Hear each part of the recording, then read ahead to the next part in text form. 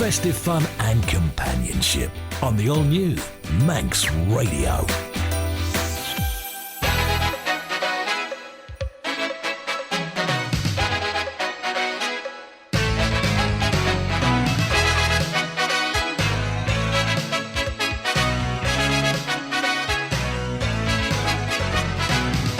Fast am I, good afternoon. Welcome along to Manx Radio's Mannin Line for Friday, 15th of December. Alex sitting in once again for Andy, who's unwell. Get well soon, Andy. And it's a special this afternoon. I'm joined in the studio live by the Isle of Man's Chief Minister, Alfred Cannan, MHK. What would you like to talk to him about? It's open line with the Chief Minister through until 1 o'clock. There's a whole host of topics we can get through. It's been a bit of a roller coaster week in Tynwald. We're talking about everything from our territorial seas, freedom of information, gas, and I'm sure there's plenty more that you'd like to talk about as well. So give us a call on 66 13 68. Don't leave it till the last minute. Well, first of all, Mr. Cannan, good afternoon. Good afternoon. And thank you very much for coming in today. It's been quite a roller coaster week in Tynwald for you for a start. Two defeats when it comes to the vote on the territorial waters and also the Office for Human Resources report. Do you feel that there's a bit of a rebellion in your backbenchers? Well, no. I mean, there's no such thing as an easy week in politics, and I haven't known an easy week in Manx politics for 4+ years now, ever since COVID came along. And that's nearly it is almost 4 years ago since the beginning of the coronavirus pandemic and the impacts that had. And I can tell you for the last 4 years, every week has thrown up something new. And look, I mean, Tynwald is a functional parliament. I think it's healthy and it's good that occasionally Parliament decides and that the Council of Ministers is not necessarily going in the right direction on a couple of issues. I mean, clearly one has to determine exactly what the government is being defeated on. I think this was a report, an HR report. Frankly, it's been published now. I think people understand why we wanted a bit more time to assess a report that says you're going to create 54 new jobs and spend £3 more million. And I'll come on to why we needed some more time, if that's an explanation. But Tynwald wanted that published, so we'll obviously have to deal with all the questions around that. It's unfortunate because we put in a new chief executive officer. We've reformed actually the whole executive team now, as you know, on the back of the Ransom affair and the consequences of that employment tribunal. We've also changed the way that government's operated. We've put an operations performance board. We've done a huge amount in terms of also bringing in non-executive advisors in certain areas to make sure that more governance is applied. And this reform of HR was one of the areas that we identified and we needed to strengthen and get a grip of. But sometimes government thinks it needs a bit more time. Tynwald felt they wanted to see exactly what was being proposed, so there it is. That's out. And then when it came to the before you move on, I've got to pick you up. You said you were going to come back on the timing. The report's dated March 2023, and you wanted until April 2024. Why was it going to take so long? Why was it going to take a year? Well, because as I've just explained, we've also been in quite a transitional period in terms of the senior executive team. As you know, we were going through a recruitment process. It does take time to get people through to that selection process and then go through the interview process. You know that the new chief executive officer, Andy Ralph's only started at the beginning of November. The new chief operating officer that we brought in as part of these reform structures, and there were various other senior appointments going through the process. We've only just commenced the appointment of the permanent position for the Director of Human Resources as well. So there's a lot there to factor in, Alex. And then it's important we get this right and we don't rush it. Okay, so we're adamant that we were going to use obviously that concern that had been expressed around the employment tribunal to try and drive through proper reforms so that both the culture in government but also the operational effectiveness was as good as it can be, and we've made significant progress in that respect, and that's why we needed more time. And we need more time when somebody says, well, actually you need another 54 members of staff and you need to spend an extra £3 million of taxpayers' funds. We've also got a number of other critical operational issues that we are trying to resolve and sort out at the moment. And of course, we have an extremely challenging public finance position at the moment, as we know.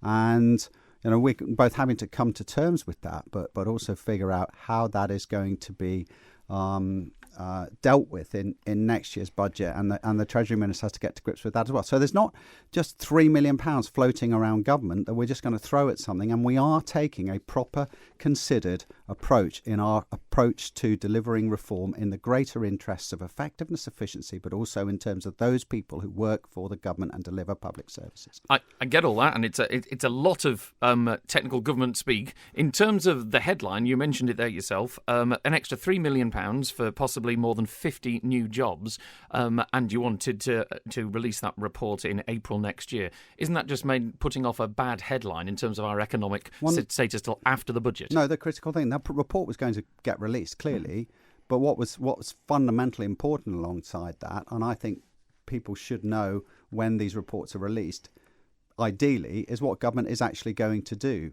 And we are not in that position yet. And there could be other impacts in other areas if you just decide that we are going to follow every single recommendation in that report.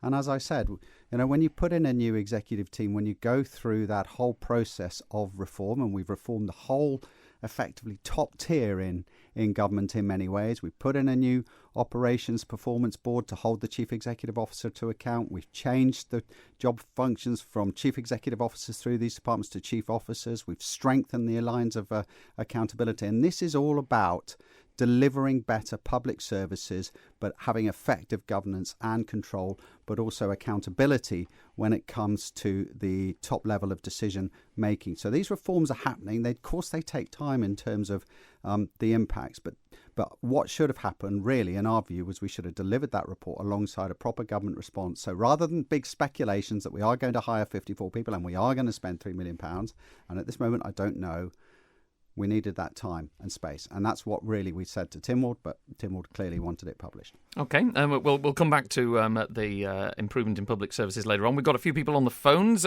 First of all, Andrew is on wanting to talk to the Chief Minister. Andrew, you're live with Alfred Cannan. Hi, good afternoon, Chief Minister.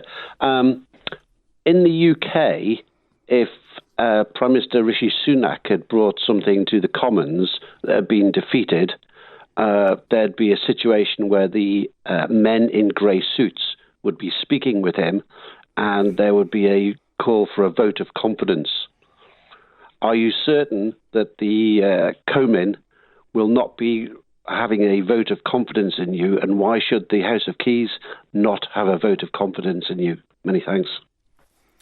Well, Andrew, I mean, normally, first of all, in the UK, they elect a party, and you normally elect your Prime Minister. So the structure of governance is very, very different. We're not an authoritarian state. In other words, there's no party system here in terms of what is presented to the electorate. So there is a variance there. And secondly, I think this was just a general debate motion. Yes, it's asked the government to do things. If it was a piece of critical legislation that the government thought was critical and we were defeated, then clearly when you get into those situations, then questions do need to be asked. But I don't regard it as the release of an HR report to be a critical matter. I think in terms of Andrew's question there, I mean, this obviously is in a bigger picture. We've mentioned that also the defeat on the territorial waters vote. In the bigger picture, Chief Minister of Guernsey, of course, lost a vote of no confidence and has been replaced. And it was at the end of the last administration that Daphne Kane introduced this process for ousting a Chief Minister with a simple majority. Do you feel you've still got the authority? It seems you have fewer friends on the back benches. Do you feel you've still got authority over the government in terms of being able to get votes through on, as you say, possibly minor votes, but also significant legislation? Well, look, this has happened many times before. This is not a unique position. But as I say, it depends on the subject matter and the importance that's placed on it.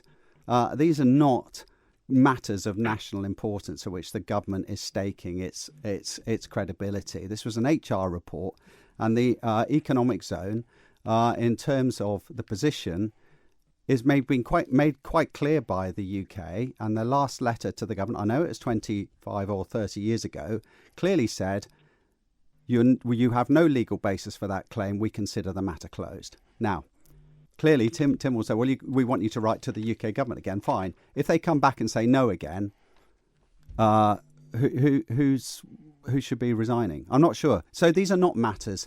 If you're talking about critical legislation, and you're talking about a government position that needs to be sustained for the national interest, then it is a different matter. Okay, Andrew, has that answered your question?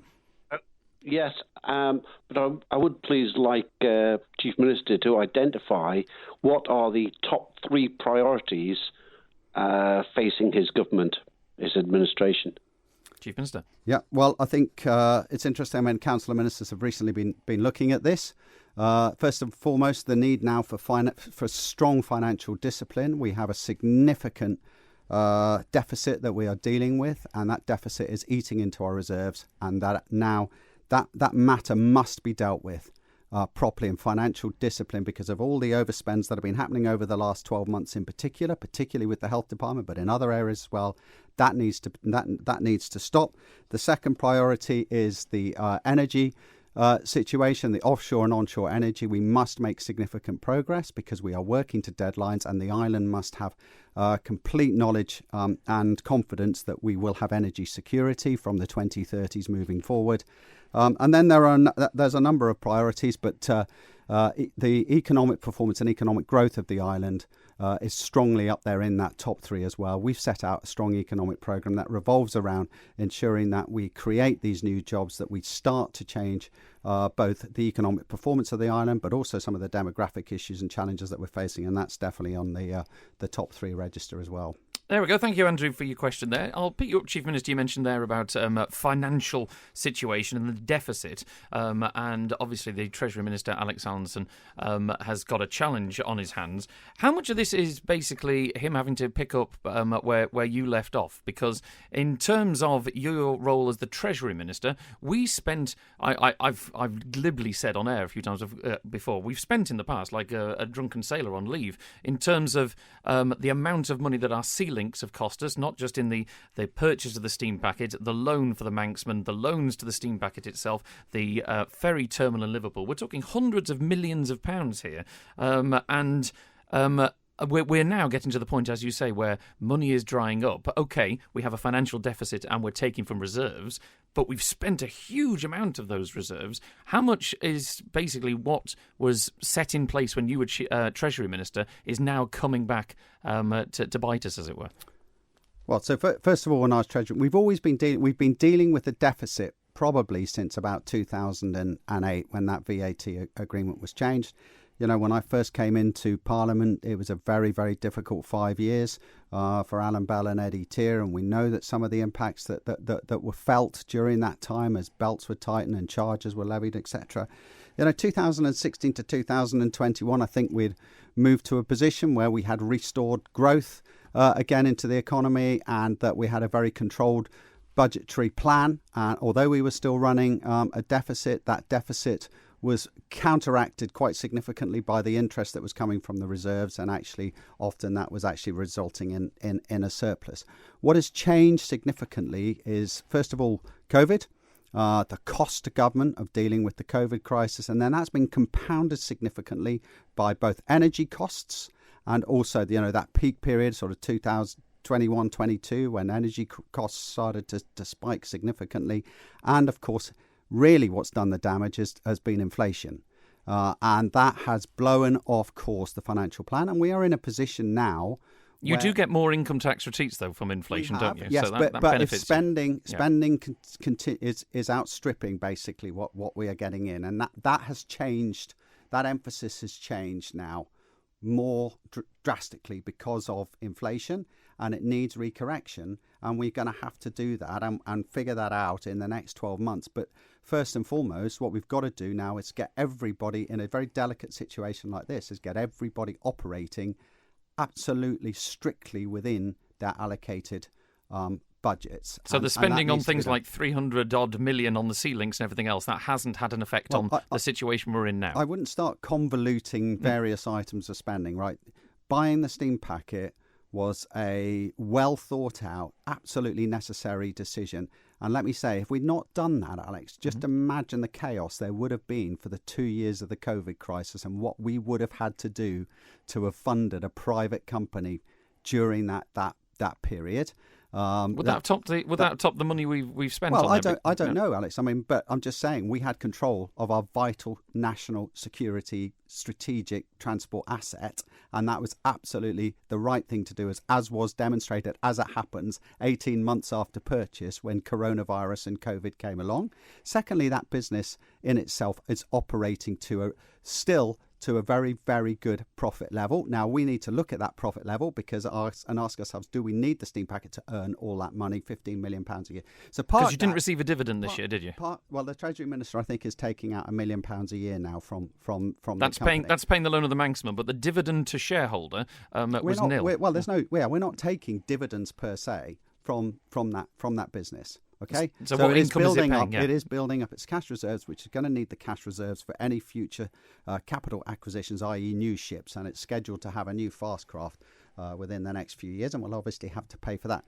So let's park that, because that argument, I think anybody who's saying that does not commercially work is wrong.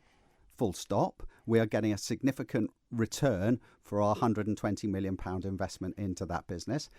The issue of the capital expenditure, however, is unfortunate and is a different matter, and that project, as we all recognise, although it will have longer term dividends in having that asset there in Liverpool for the long term next 200 years, the interim cost or the short term cost of that, and going from where it started at £25 million and ending up now where it is at £75-80 million, and we've still got to define the final figure, clearly is one of those capital projects that carries with it significant levels of regret in terms of the way that costs have spiralled. Again, though, some of those costs have spiralled because of COVID and because of inflation, but nevertheless, it's been a capital project that has eaten into our reserves. If you knew now what you knew then back as Treasury Minister, what would you say about the Liverpool Ferry Terminal? Well, hindsight's a wonderful thing, isn't it? I mean, as it stood at the time in terms of what we were told for delivery, then it made sense. I think what will need to be looked at now, the Public Accounts Committee and the Scrutiny Committees who are looking at this will clearly have something to say when they review the circumstances of everything that's happened, including the initial assessment of the value of the land. But we did a thorough consultation was carried out. In fact, that was started before I joined the government in 2016. But the majority of people on the island who responded to that consultation said, yes, we want to go to Liverpool, and that will be the best place for you to secure our future. Because bear in mind, we were going to lose that berth that we were currently and have been using at the moment. One final question on this, and then we'll get to June, who's on the phone lines. You mentioned there about how the steam packet is it was a good business decision and it's working a good return on investment. How are we getting that return on investment? I put to you that we didn't get a dividend as a shareholder. So how is that money coming back? Aside from paying off the loans, because I know part of the purchase was also paying off existing loans, and there's the loan for the Manxman, and that's obviously, loans are a normal thing when it comes to building new craft. How are we making money now from the steam packet, or is it in that phase where really at the moment we've had a lot of outlay and the true potential is still to be realised? Well, I think so in the longer term. So basically, the steam packet is, as you say, is paying back what it requires to pay back under the agreement to the taxpayer. In essence, the rest of the money is profit, and that profit at the moment is staying in the steam packet, and it is needed to stay in the steam packet because they will need soon to start planning for and purchasing a new fast craft to replace the existing fast craft. So they have capital costs to pay in the future, and we want the company to continue to operate efficiently, effectively, and at profit, so that it is well prepared to cover any both unforeseen issue, but also as well prepared for the future to meet the future spending that it needs to undertake. You're not expecting another request for a loan for the next ship. You're hoping they're going to pay that themselves. I think, as I understand it, that is being paid for by the current build-up of the of the assets. Thank you. The cash profit. Sorry. Thank you. June, you've been waiting patiently on the line. Good afternoon. You're live with the Chief Minister. Hey, Alex. Hey, afternoon, Alf. How are you? Good afternoon, June. Very well, thank you. Good, and thank you for giving us all the chance to be able to put questions to you on the programme. I'm sure you're a busy person. And looking at just quickly on the start of this, I'm just going to do an overreach because I haven't got time to drill into anything with you on this programme. I've seen a recent picture of you with Leo Varadkar from Ireland and Mark Drakeford, both leading lights during the COVID period of freedom and freedom of movement, I should say, not. And I'm looking now at the euphoric response of Mark Drakeford's resignation yesterday in Wales, and also looking at a video of Leo Varadkar as one of the young leaders of the World Economic Forum getting praised within the Klaus Schwab bit. But I'll just park that for a minute and come back to that. I'm sure the people around you, like Sam and everyone, gives you updates of what's going on social media and the radio, and I'm sure you listen to this programme, as a lot of people do. And I have to put to you, you must understand at the moment, I've not seen for some time, so much disrest from the local people of what is happening nationally to the island. The Manx seems to be getting drawn out of the Isle of Man by this administration or the administration before. And it seems to be getting very diluted. And people are getting very edgy about what's going on, Alf. The overspends of government. And I hear you say now that it's getting reined in, but it's already happened. That's stable door and horse. The money's being spent, and on some occasions, not very wisely. And I could drill into quite a few other things, but my overview of this is Kerman seems to be a law unto itself at the moment, and it seems to be doing what it wants to do, especially with this energy situation, these wind turbines. And I go back to what I said before with Varadkar and the World Economic Forum, and I'm going to go on to ESGs and DEIs and ask you this question. Who is government and this administration working for the most at the moment? Are they working for Whitehall? Are they working for BlackRock, ESGs and the World Economic Forum agenda? Or are you working for the people of the island? Chief Minister. Well, there's a lot there, Ewan. But bottom line is, of course, we're working for the people of the island. You know, we have set out a very clear plan, an island plan, an economic strategy for this island to tackle all the problems that you are talking about.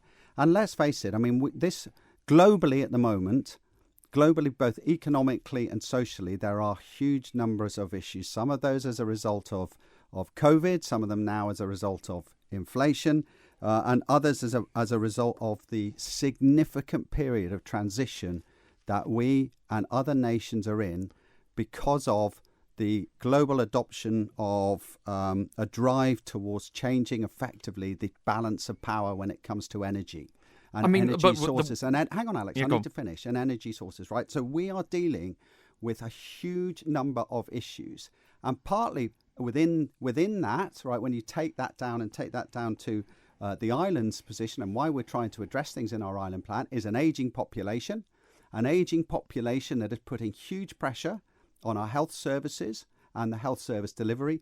And as a consequence, because of that aging population, the fact people are living longer, medicines and all the rest of it, you know, one of the critical issues that is driving this economic overspend and some of the problems is really around health and what we're paying for it, because the health overspends year on year. Of course, one of the reasons why we created MHK was to try and bring this under control. Have been way beyond anything that's been predicted, and it's a demand-led service, and the demand is increasing. And of course, the other issue on that, because it's putting so much cost pressures on government finances for a very low income government, a very low tax government, you know, we are trying to do our very, very best to resolve that within the scope of what we can, operating as a low tax environment. So these are just some of the issues. But I think the critical point I want to make to Juan is we're working for the Manx people to deal and tackle with all these problems, but we are not alone. This is not an island that is, you know, the rest of the globe is dealing and trying to tackle with some of these problems and they're reflective in many ways in many countries in a far worse position than the island is. But I think one thing I was going to point there and pull out from Dewan's comment, and it's reflected in a lot of the texts and questions that I've had in ahead of the show, so apologies if I'm not reading out everyone's question, but it was more about the running the island for the island people, the Manx, and the identity of the Isle of Man. I've had one question saying, why is the government ignoring the long-standing Tynwald resolution that Manx language is represented on all government correspondence, where it's now been missing from the new driving licences? Why have we got people coming in as new chief execs who are coming in from further afield and don't know the Isle of Man? Is the government... You keep repeating over and over about the world situation and the global situation, the economic situation. People understand that. That's the role of government, to do all that kind of stuff. On the day-to-day, it feels that government is out of touch, that the things that matter to people when they get up in the morning and they see the promenade looks tatty, they don't do this. This is not done in parks. Fences are broken. It's a case of it's not big money things. It's caring for the place we live. And it's almost a case of they get the feeling that the government isn't doing any of that. That means on an emotional level to people. Now, is that being addressed? Is it even discussed? I'm not sure. I'm not sure. I agree with you that the promenade is tatty. I've spent this morning actually on the promenade. Patched up tarmac, rusty railings, with a visitor, and there's always going to be small bits and pieces somewhere. But I'm not okay.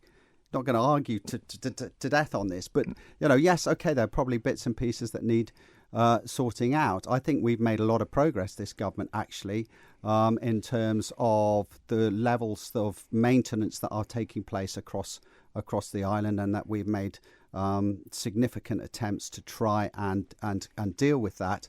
But why are the standards so low? I've walked into Strand Street this morning, and the new paving area by 1886, and I'll use this as a small example, has obviously failed, and it's been patched with tarmac.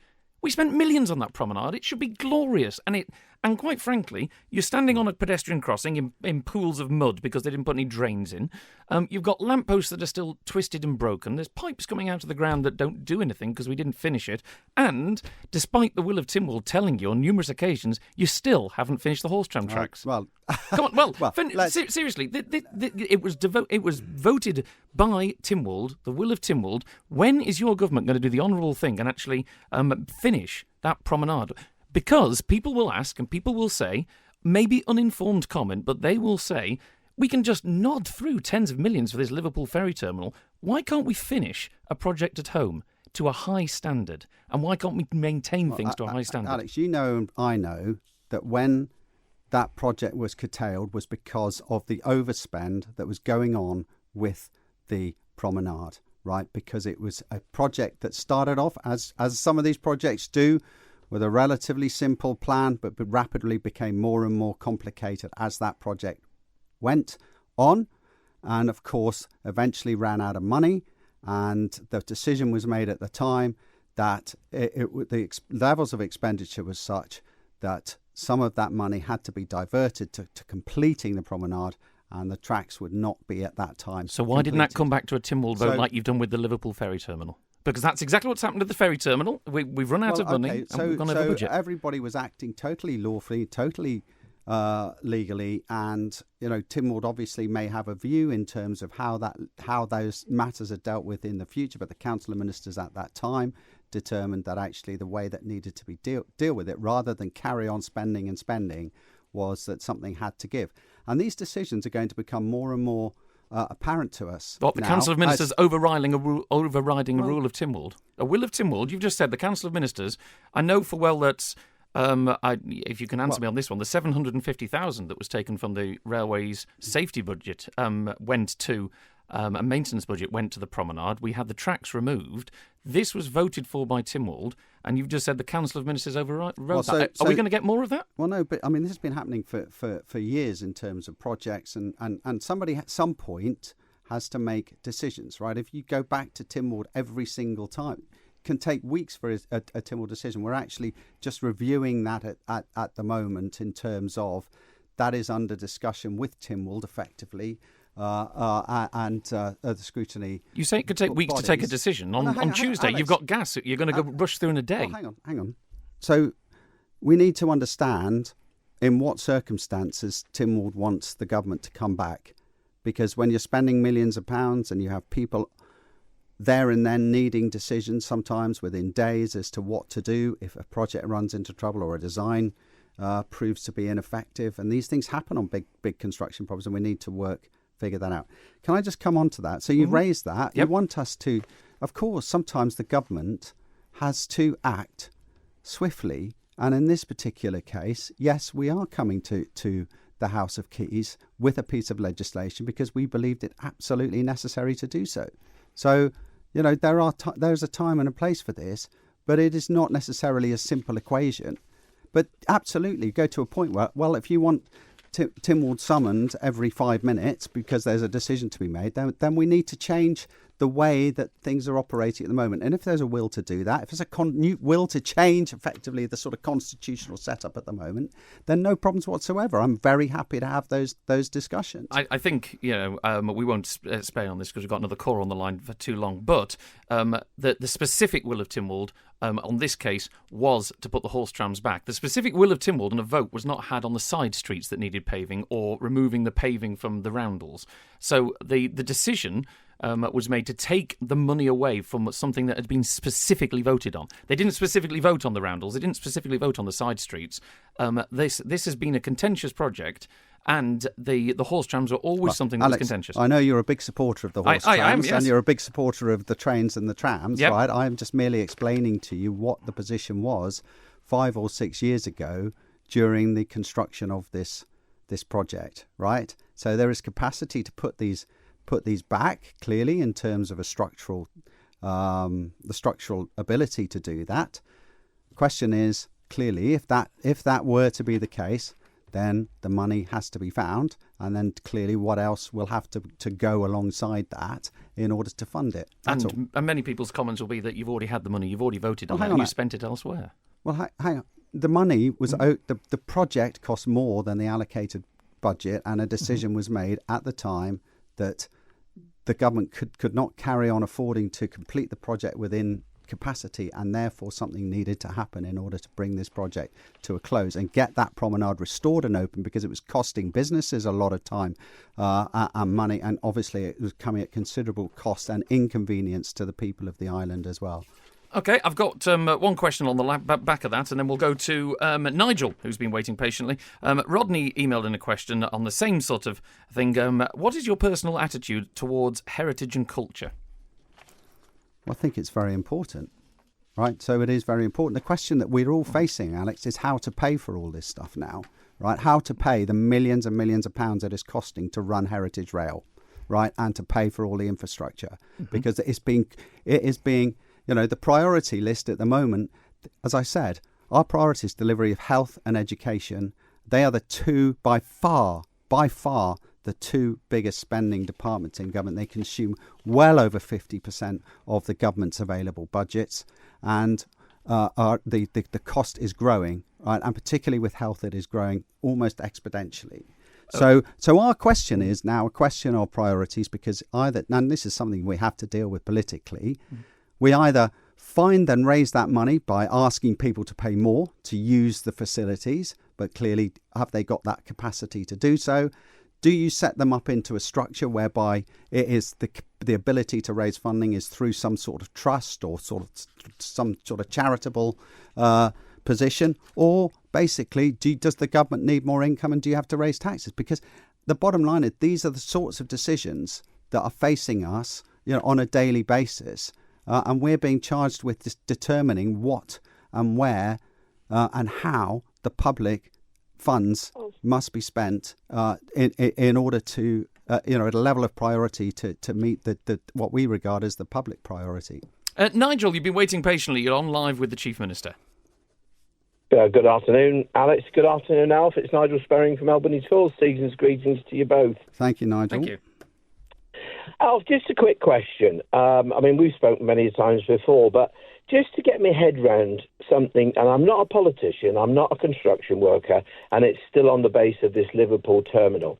And what Alex has just said, you know my background in tourism, and I'm very passionate about that. I think the cruise industry is growing well, and it should do, and we should have more finance and backing into that. And also the trams and the horse trams. I think there's a lot of money being wasted, a serious amount of money being wasted in other areas, like the TT and all that kind of thing, where we just need to look after the tourist industry. But what I don't understand is that this, and it's going to exceed 100 million over budget. An island that's 23 by 13 in a population of 80,000 is absolutely crazy to have something that is that far over budget. Why was it not stopped when it went about 10, 20 million over budget to the contractors and said to them, there's something wrong here, and stopped it there and then, put them in court and say, look, I'll see you at the other end, and redo another contractor? You'd have been far better off doing that. I understand it's water depth and there's problems over there, but how on earth has it got to 100 million, and it will be, and we don't know who's going to be accounted for, and I don't think probably we ever will. But it's a drastic amount of money for an island of this size, and I'm sure you feel in your position it's quite embarrassing. Well, look, Nigel, no one is comfortable with the position in terms of the amount of money that has been invested into the landing stage and considering where it started. I can't answer all of your questions, but essentially, why didn't it stop at 10 or 20 million? I guess because, and again, this will have to be looked at by public accounts committees, but you get into a project, you get to a cost position. The question asked: do you keep digging or do you stop? And clearly, have you made any cuts evaluations that were made was that you keep going. Have you made any cutbacks in terms of the nice to haves that we didn't need at Liverpool? Has that been looked into? Yeah. Clearly, this is a fairly, in terms of the infrastructure that's available, and it is a functional building.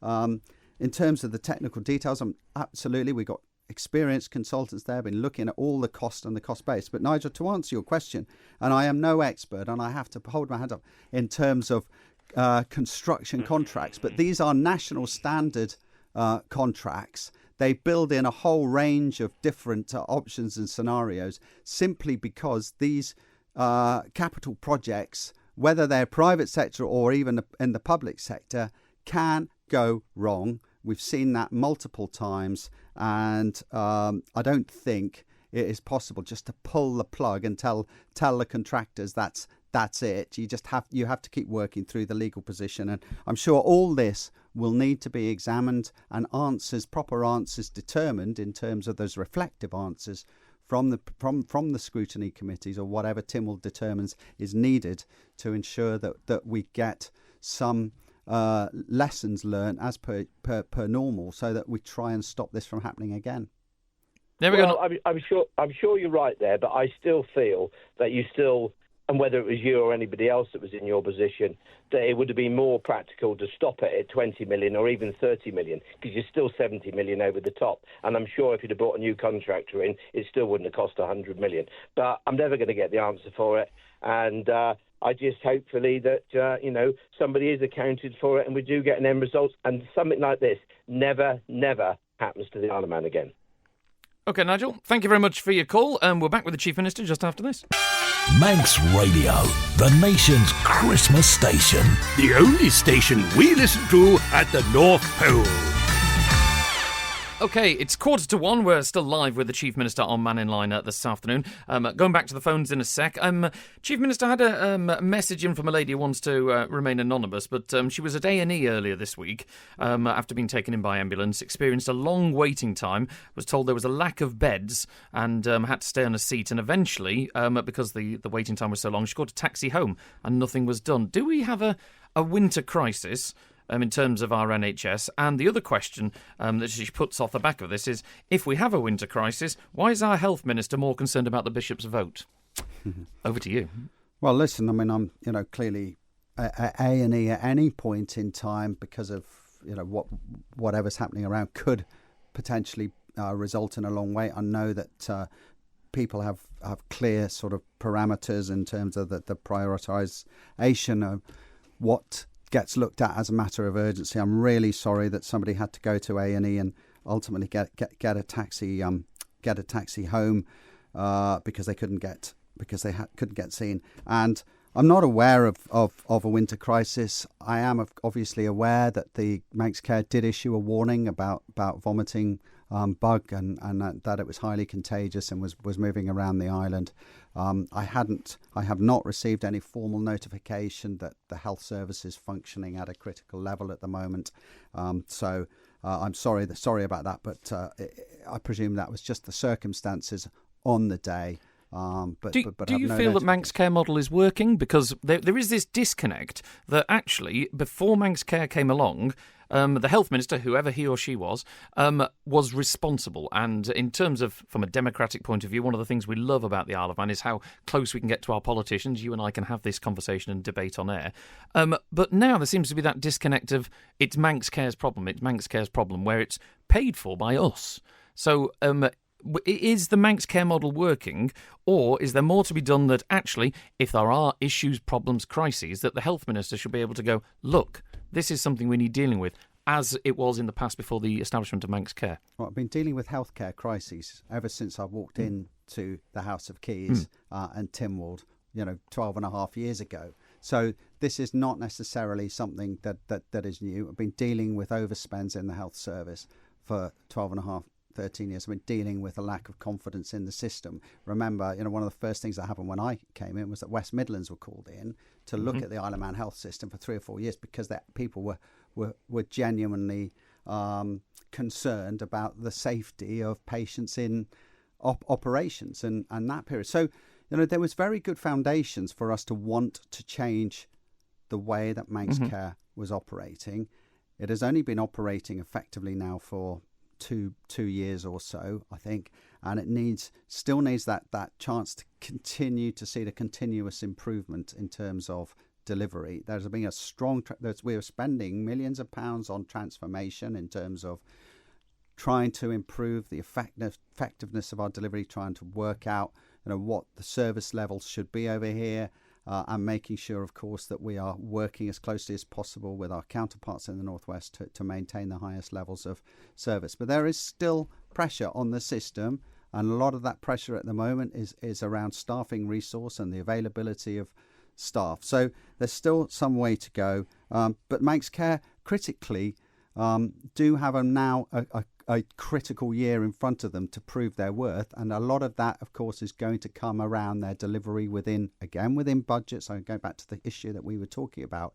It's a demand-led service, but nevertheless, they now have to get a grip of how the money is spent, the prioritisation applied to that, and to deliver the best service possible within the allocation that they are currently receiving. So one more year, I think this will be a critical year for them in 2024-25. Okay. Can you understand the optics from I know it's a glib comment at the end there, but the optics of people who don't know the ins and outs of Tynwald, they don't know the ins and outs of government and its operation, when they turn around and say, and it is an example, I grant you, there are others, that when she says, why is the health minister more bothered about the bishop's vote rather than sorting out the problems of my health? How can you explain that to the person on the street who thinks that? Well, that's up to them. That's up to Laurie Hooper, right? Now, let me be absolutely clear, because there is some confusion. Yeah. This is not a government matter. This is a private member's bill.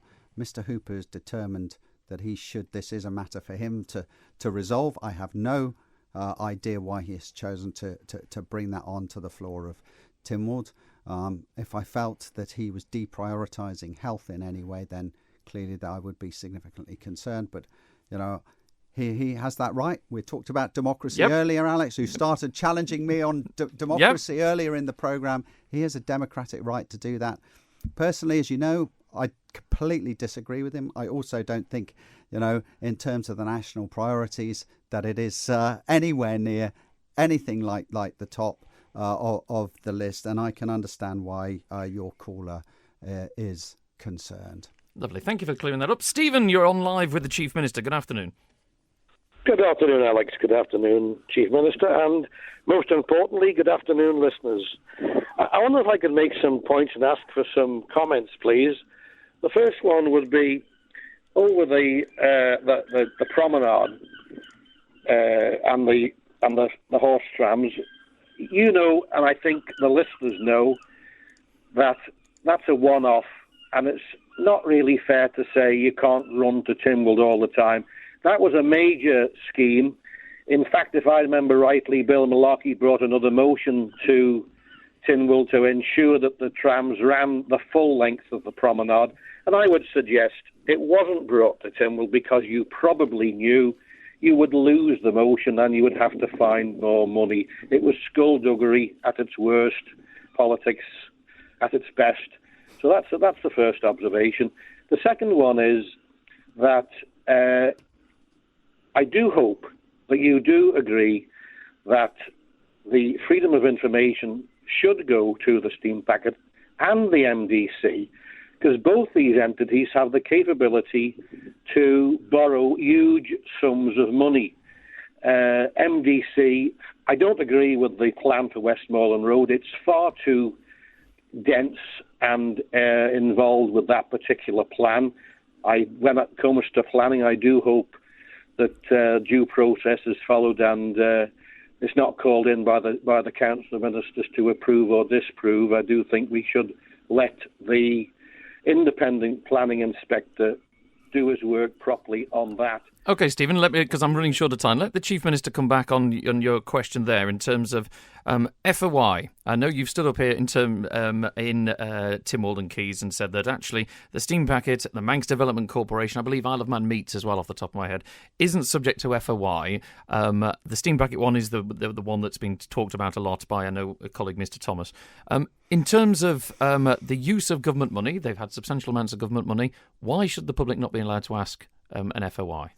Well, we're going to look at that. I think, when Tynwald purchased, when we went to Tynwald and said, when I went to Tynwald and said, look, I think it is in the national interest to purchase the Isle of Man steam packet. We're fed up of it being leveraged by corporate institutions to borrow money. We don't know what value we're getting out of it.